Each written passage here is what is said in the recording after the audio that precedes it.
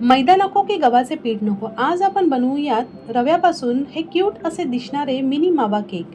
हे एकदम सॉफ्ट आणि स्पॉन्जी बनतात। त्यासाठी सर्वात पहिले कोणत्याही व्हरायटीचा 1 कप रवा ग्राइंडर जारमध्ये घेऊन त्याला वेलची पूड आणि अर्धा कप साखरेसोबत ग्राइंड करायचे। आता त्यात पाव कप तेल, पाऊण कप दही, अर्धा कप दूध आणि 150 ग्रॅम मावा घालून परत ब्लेंड करून घ्यायचे आणि एका भांड्यात काढून 15 मिनिटं झाकून ठेवायचे। 15 मिनिटांनंतर त्यात 1 चमचा बेकिंग पावडर, अर्धा चमचा बेकिंग सोडा घालून बॅटर तयार झाले आहे।